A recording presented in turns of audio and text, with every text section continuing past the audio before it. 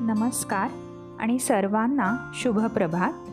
मैत्रिणींनो, Deep's and passion या आपल्या चॅनलवर आजपासून पुढचे 5 ते 6 दिवस मी स्वयंपाकघरात कोणकोणती वेगवेगळ्या प्रकारची भांडी वापरते याचे व्लॉग्स येणार आहेत. या सिरीजच्या पहिल्या व्लॉगमध्ये तुमचं सर्वांचं स्वागत.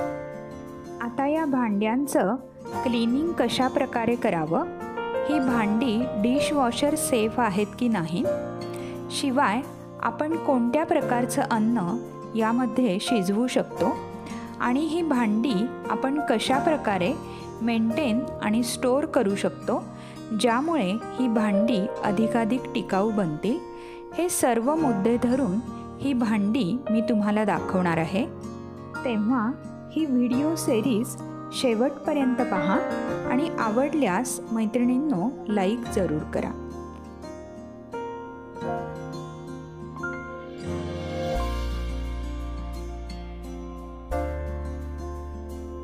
ही पितळ्याची 11 इंच व्यासाची कान असलेली चांगली जाड बुडाची कढई आहे. आता पितळ हा आपल्या सर्वांनाच माहिती आहे की तो कॉपर आणि झिंकचा अलॉय आहे. या पितळ्याच्या भांड्यांना, विशेष करून ज्या भांड्यांमध्ये आपण पदार्थ शिजवणार आहोत अशा भांड्यांना कढईची अगदी गरज असते. आता कलई किंवा कल्हई हा शब्द संस्कृत शब्द काल्यलेपा या शब्दावरून मिळवला आहे. याचा अर्थ व्हाईट वॉश किंवा टीन या धातूचा लेप. तेव्हा कल्हई या शब्दाचा अर्थ असा की पितळ्याच्या भांड्यांवर टीन या मेटलचा कोट देणं. तर कल्हई का करायची ते पाहूया. पितळ्यामधलं जे तांब किंवा कॉपर आहे त्याची हवेमधल्या ऑक्सिजनबरोबर रिॲक्शन होऊन ऑक्सिडेशन होतं, त्यामुळे तांब काळं पडतं. शिवाय तांब हवेतल्या आर्द्रतेबरोबर किंवा मॉइश्चरबरोबर रिॲक्ट करतं आणि त्यामुळे कॉपर कार्बोनेट तयार होतं, जे की अगदी फिकट हिरव्या रंगाच्या डागांसारखं दिसतं. आता हे कॉपर कार्बोनेट विषारी असल्याने ते अन्नात मिसळलं गेलं तर अतिशय गंभीर आजार होऊ शकतो. म्हणून फूड पॉयझनिंगचा आजार आणि तांब काळपट हिरवं पडण्याची प्रक्रिया थांबवण्यासाठी पितळ्यावर टीनचा कोट केला जातो, ज्याला कल्हई म्हणतात.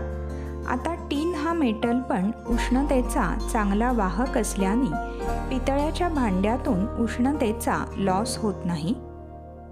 जेवढा आपल्या भांड्यांचा वापर असेल तेवढी ही कल्हई टिकते, परंतु कल्हई जायला लागली की लगेचच करून आणावी.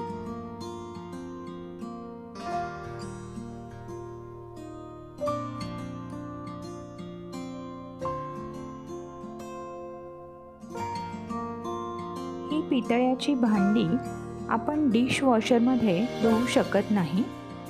आता इथे वापरून मऊ झालेली घासणी मी वापरती आहे.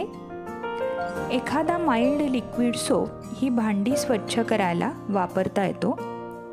भांड्यावर चरे पडू नयेत म्हणून खरखरीत घासणी न वापरता मऊ घासणी वापरलेली चांगली. खूप जास्त घासून कढई साफ केली तर टीनचं कोटिंग लवकर जाण्याची शक्यता असते. भांडं धुतल्यानंतर स्वच्छ फडक्याने कोरडं करून ठेवावं.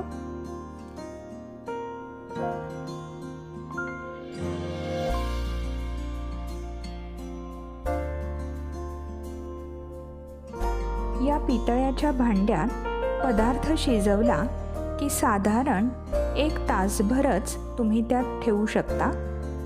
तासाभरानंतर पदार्थ लगेच दुसऱ्या भांड्यात काढून ठेवावा.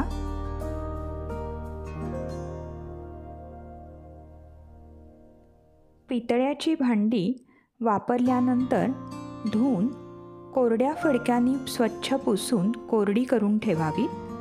या भांड्यांना तेल लावून ठेवण्याची अजिबात गरज नाही.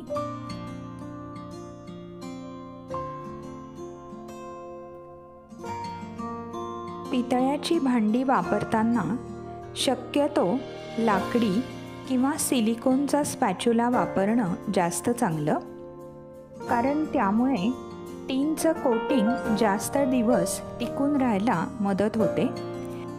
स्टीलचा डावही तुम्ही वापरू शकता. फक्त स्टीलच्या डावामुळे जास्त चरे पडणार नाहीत आणि कोटिंग डॅमेज होणार नाही याची काळजी घ्यावी.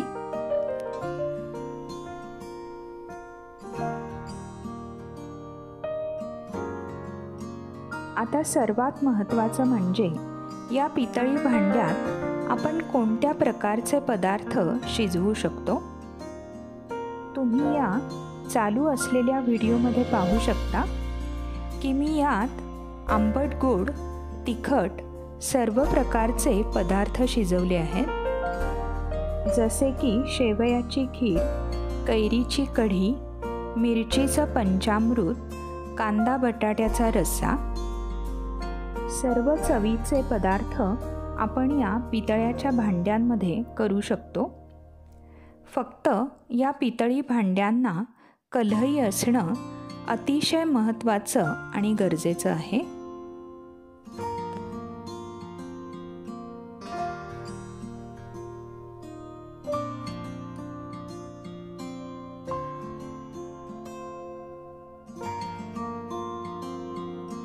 गोड पदार्थ या पितळी भांड्यात करण्याच्या आधी या भांड्यात थोडं पाणी गरम करून अशा पद्धतीने सगळीकडून फिरवून घ्यावं, जेणेकरून आधीच्या तिखट पदार्थामधले काही ट्रेसेस उरले असतील तर ते या गरम पाण्याबरोबर निघून जातील. तर असा होता आजचा स्वयंपाकघरातील भांड्यांच्या सिरीजमधला पहिला व्लॉग, पितळ्याच्या भांड्यांचा व्लॉग.